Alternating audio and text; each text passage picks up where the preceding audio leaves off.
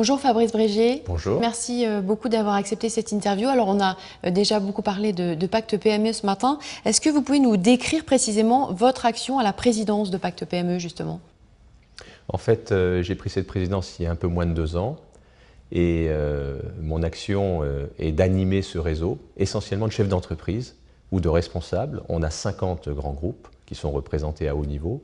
On a des patrons de PME et c'est ça qui est intéressant, c'est que les entreprises elles-mêmes définissent ce qu'il faut faire pour porter les PME les plus dynamiques et en faire des ETI. Donc j'anime ce réseau, on l'a étendu.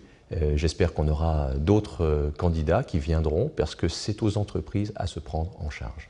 Pourquoi est-ce que vous avez accepté de prendre cette position? C'était important pour vous? Henri Lachmann, qui était le membre fondateur, me l'a demandé. Il cherchait un acteur de terrain. Et Dieu sait que quand on est directeur général, à l'époque, c'était mon rôle chez Airbus, basé à Toulouse, entouré de PME, qu'on a lancé le plan de restructuration Power8, dont une des missions est de réduire les coûts, et donc aussi sur l'ensemble de la supply chain, eh bien on voit les acteurs, les petites entreprises, ce qu'elles apportent, mais aussi comment elles souffrent pour travailler avec un grand groupe. Donc cette démarche m'a beaucoup plu, de pouvoir à la fois dire à mes acheteurs, votre objectif c'est d'être plus compétitif, mais faisons-le avec encore plus d'intelligence, soyons des acteurs de la transformation de l'ensemble de la supply chain pour notre propre intérêt. En 2 ans, le bilan est déjà positif selon vous? Moi je le crois, on a une puissance d'achat de ces 50 groupes de 100 milliards d'euros en France. Il suffit qu'on augmente donc de 5 ou 10 points notre part d'achat auprès des entreprises petites pour que ça ait effectivement un effet très important.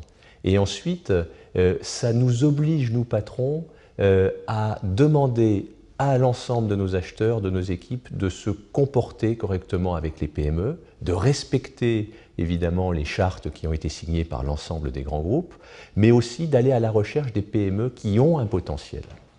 Alors justement, au sein d'Airbus, est-ce que vous pouvez nous expliquer concrètement comment votre politique achat a évolué ces dernières années? Est-ce qu'elle a évolué et comment?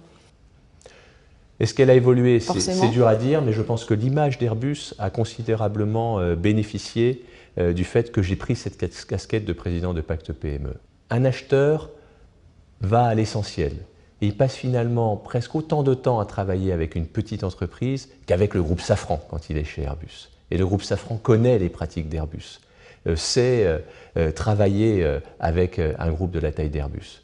Une PME, c'est beaucoup plus difficile. Donc il faut faire preuve de discernement, il faut faire preuve de doigté. J'ai créé au-delà de la direction des achats une équipe qui est indépendante et qui est chargée un peu de mesurer la température de notre relationnel au niveau des PME, toulousaines, mais aussi françaises dans son ensemble. Et le retour est positif. Mais est-ce que vous diriez que cet équilibre dans la relation avec les PME, elle est de plus en plus importante, selon vous, aujourd'hui, en 2012? Il est fondamental. Si je n'arrive pas à livrer mes avions cette année, alors je suis en forte croissance, ce n'est pas pour des problèmes techniques, c'est parce que la supply chain dans son ensemble a des difficultés à suivre. Et pourquoi dans l'aéronautique? C'est parce qu'on a beaucoup de petites entreprises. Mais qu'est-ce qui a changé par rapport à il y a 3 ou 4 ans, par exemple, justement, dans ce rapport avec les petites PME? Ce qui a changé, c'est que le volume de business que Airbus, Safran, Thales apportent est en forte croissance, et ça, on peut s'en réjouir. C'est qu'il y a eu une crise financière aussi, en 2008-2009, qui a fait que ces entreprises ont eu du mal à continuer d'investir. C'est que les banques prêtent moins d'argent globalement à ces entreprises, et donc ça a conduit le GIFAS sous l'impulsion de Jean-Paul Herteman, et j'étais un acteur majeur à ses côtés, à donner plus de visibilité avec 6 mois de commande ferme auprès des PME.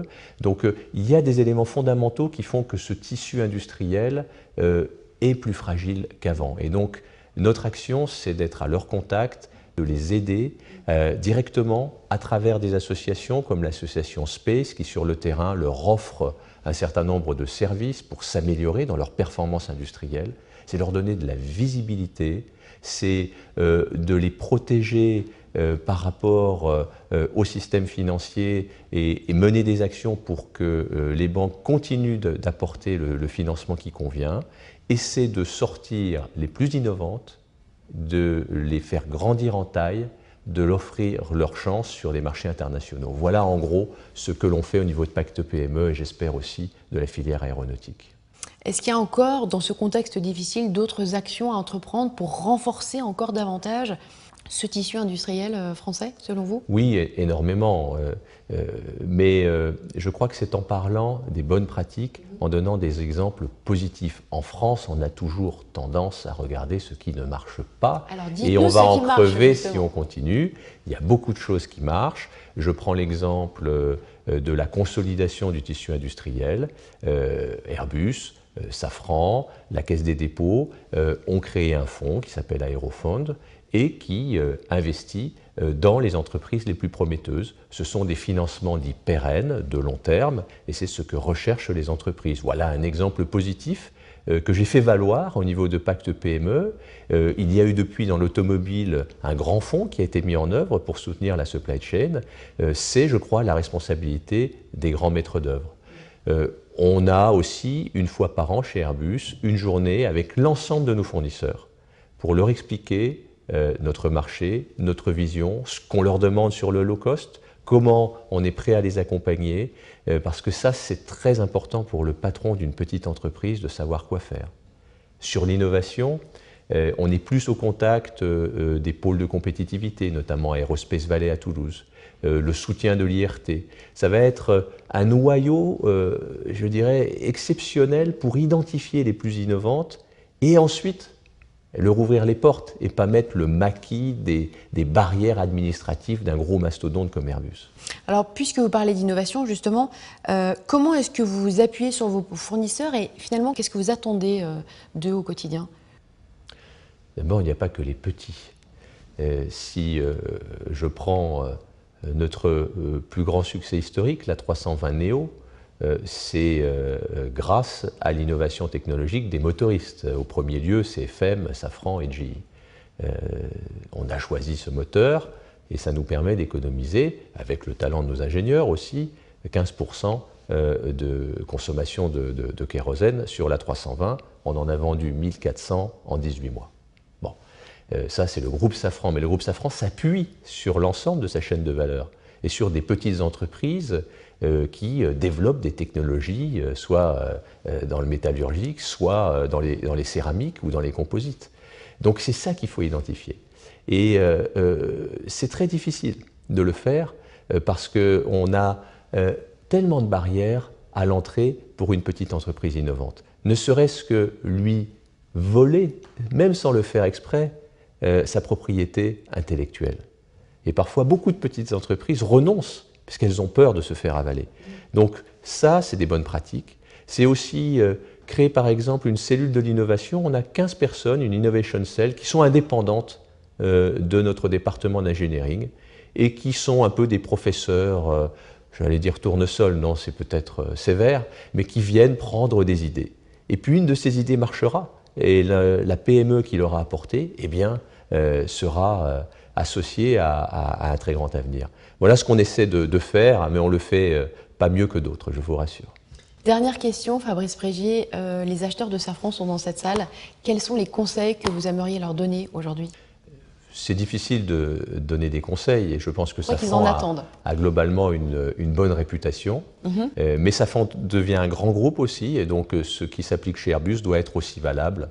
C'est mettre une dose d'intelligence émotionnelle dans leur acte d'achat. Je crois que c'est important.